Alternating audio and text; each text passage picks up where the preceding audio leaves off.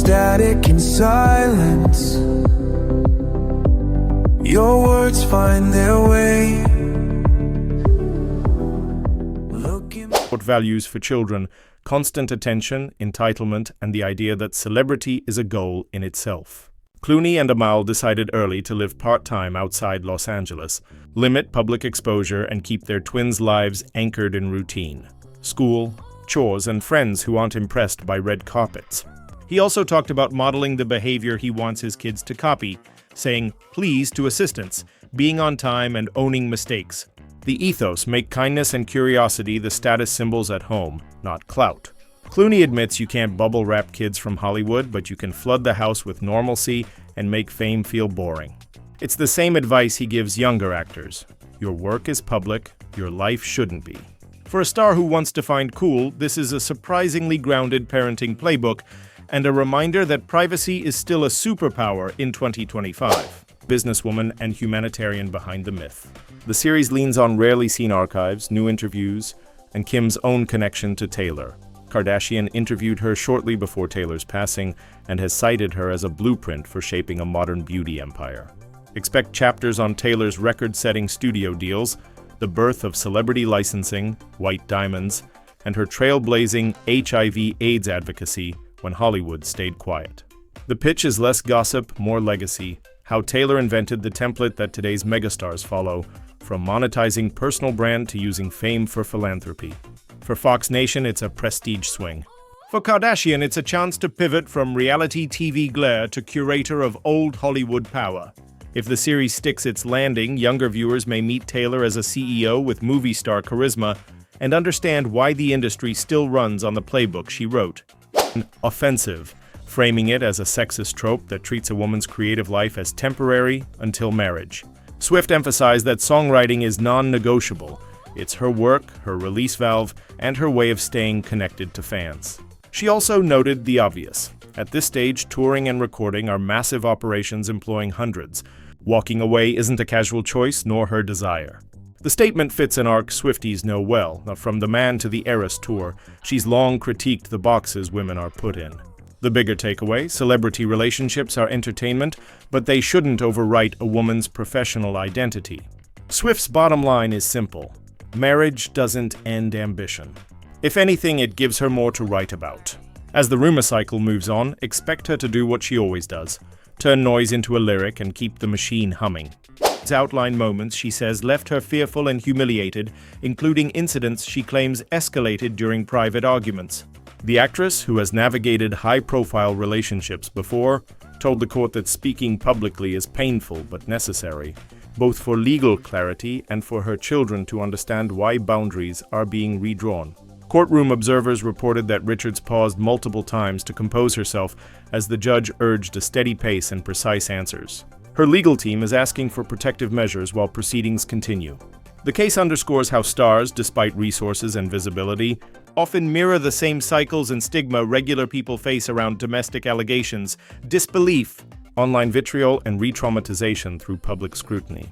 Next steps include evidentiary hearings and potential mediation. For now, Richards' testimony reframes tabloid headlines as a safety story. Whatever the outcome, today's appearance suggests she's done letting the rumor mill narrate her life for her. That history informs how he's handling fresh family stress today. The expert argues William's parenting. Playbook centers on shielding Prince George and siblings Charlotte Louis from the flashpoints that defined his 1990s. Paparazzi frenzies, weaponized leaks, and palace drama played out on TV. Recent milestones have reportedly sparked new worries about privacy and expectations on the young heir. The thesis, William wants George to know duty without sacrificing childhood. That shows up in carefully controlled photo releases, school first. Scheduling and a not every event is a photo op rule. While critics call the approach stage-managed, supporters say it's a humane correction to the chaos William endured. With the monarchy modernizing under King Charles and ongoing family rifts still making headlines, the Prince of Wales appears, determined to keep the next generation's inner life off limits, even if that means frustrating royal watchers hungry for more access. Charged immediately split listeners. Some praise the stance as principled storytelling, others accuse Bryan of pandering and disrespecting law enforcement. It's not his first dust-up. The singer has weathered headline scuffles, social media flare-ups, and debates over genre gatekeeping, all while selling out arenas. The current controversy raises a recurring question in country music. How far can artists push into politics without alienating core fans? Bryan's answer seems to be, say the quiet part out loud and live with the consequences. Industry observers note that his commercial momentum hasn't stalled. Controversy may even harden loyalty among listeners who see him as honest to a fault. Whether the track endures as activism or just agit-pop, Bryan has once again proved he's not interested in playing it safe, even if that means taking fire from both sides. Professional and carefully choreographed. They arrived separately, posed with castmates, and exchanged a brief, polite moment that instantly ricocheted across social feeds. Sources say the decision to attend centered on respecting the project and keeping the focus on the work, a message both stars have pushed as they navigate life after Bennifer. For observers, the encounter doubles as a masterclass in post-breakup optics. No shade, no spectacle, just adults with shared history doing their jobs. Will it thaw tabloid narratives? Maybe not. But it reframes the story from who's to blame to what's next. Lopez keeps building her film and music slate. Affleck continues directing and acting. If this is the blueprint going forward, expect sporadic professional crossovers without the relationship fanfic. Closure can look like this. A flash of cameras, a nod, and then everyone goes back to work. Velma costume for Halloween. In a series of posts, Bunnie argued that faith isn't invalidated by fashion choices, and called out a strain of online shaming that polices women's bodies under the guise of religion. Supporters flooded her comments, pointing out her consistent charity work and the couple's advocacy for recovery communities. The backlash to backlash cycle shows how quickly moral debates ignite on social media, and how women in the public eye get whiplashed between be authentic and cover-up. Bunnie's takeaway: grace and a sense of humor. She joked that God has bigger issues than her skirt length, then pivoted to promoting a fundraiser. In the economics of attention, she turned outrage into a message about compassion and kept the costume. Lesson learned: faith is lived, not litigated in Instagram comments. A years-long feud with Donald Trump, as commenters framed it as either a symbolic exit or a playful tweak. In a light, somewhat cheeky turn, the White House responded that it's great news for America, keeping the tone airy even as culture war skirmishes flared online.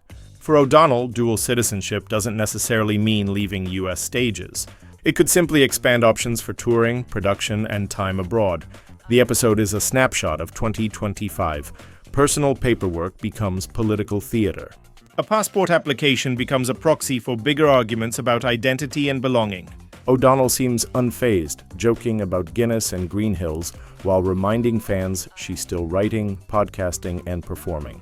Expect the story to resurface whenever her next project drops, and whenever American politics needs a punchline.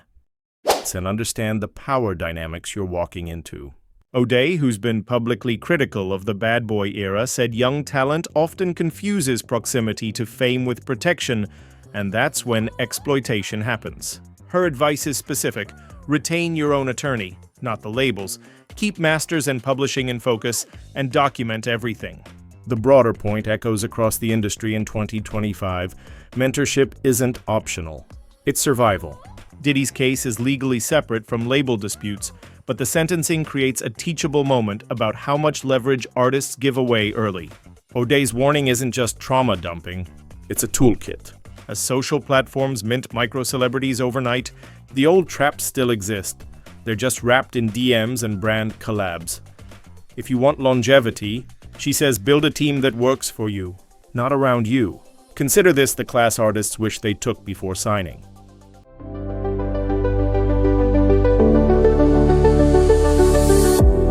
Through static and silence, your words find their way.